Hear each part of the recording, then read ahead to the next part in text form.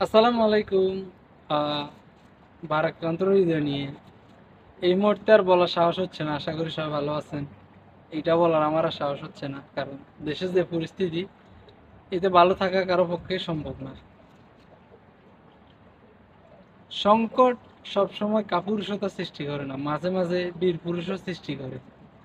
বীর পুরুষও জন্ম দেয় সংকট মাঝে মাঝে, আর আমাদেরকে দিয়ে যায় শিক্ষা।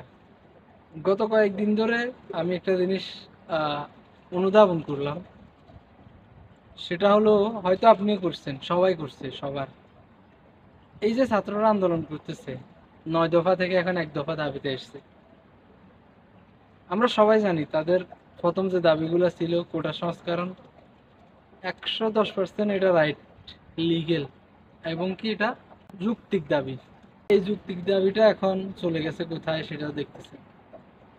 ওইদিকে যাব না, আমি যাব শুধু রিয়েলিটি একটা কথা বলি। আমার আপনার আমার আপনার পরিচিত, একসাথে চলি, একসাথে খাই, একসাথে থাকি, বন্ধু বান্ধব আড্ডা দিই, খেলাধুলা করি, জানের জিগার দোস্ত। আপনি আন্দোলনে ছাত্রদের সমর্থন দিয়েছেন, জানেন যে আন্দোলনটা সত্যি লিগেল, এটা প্রয়োজন এই জন্য। কিন্তু আপনার বন্ধু নেতার ভয়ে আন্দোলনকারীদের সাপোর্ট তো দিনে আপনাকেও দিনে। যদি আপনার হাত কেটে যায়, পা কেটে যায়, পঙ্গু হয়ে যান, আপনি মরে যান, তবু আপনার বন্ধু নেতার ভয়ে আপনাকে সমর্থন দিবে না। আপনি মারা যাওয়ার পরে হাই হাই মারা গেছে এটাও বলবেন নেতার ভয়ে।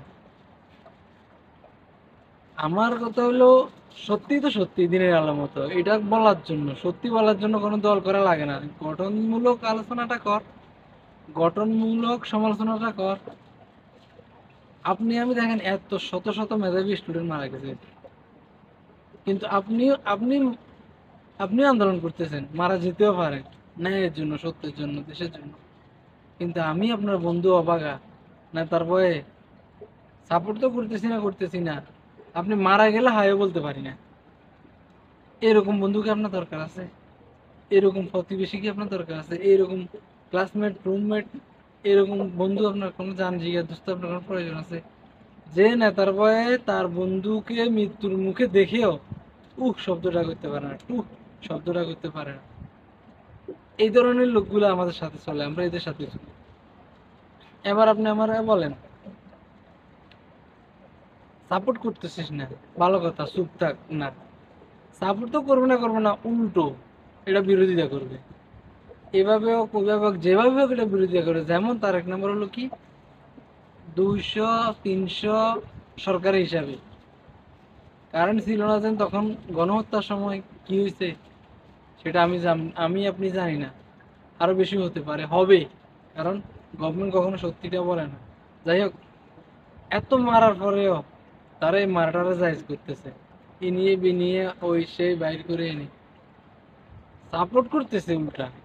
যেখানে এটার প্রতিবাদ করবে সেখানে সাপোর্ট করতেছে কে? আমি আপনি একসাথে চলার লোক।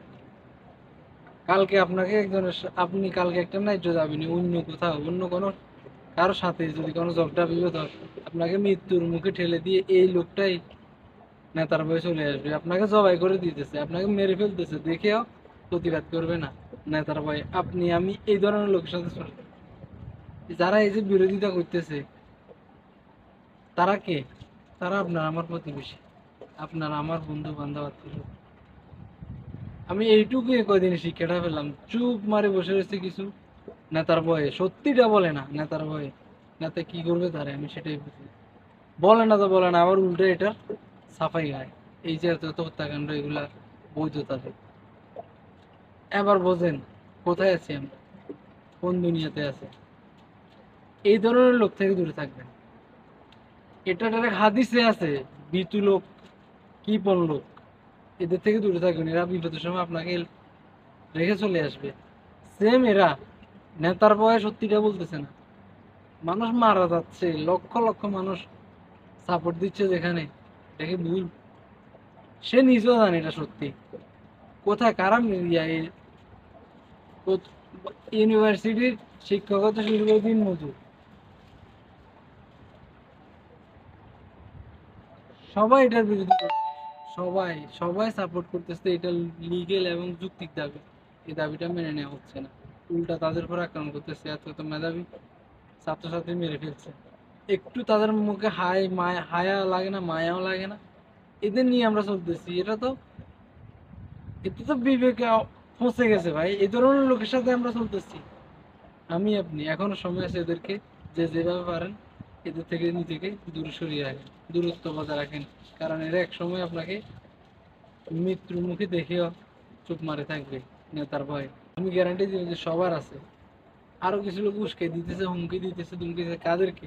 যারা যৌক্তিক দাবিটা সাপোর্ট করতেছে বা করতেছে, এদেরকে। ভাবেন কোথায় আছি আমরা। আসসালামু আলাইকুম।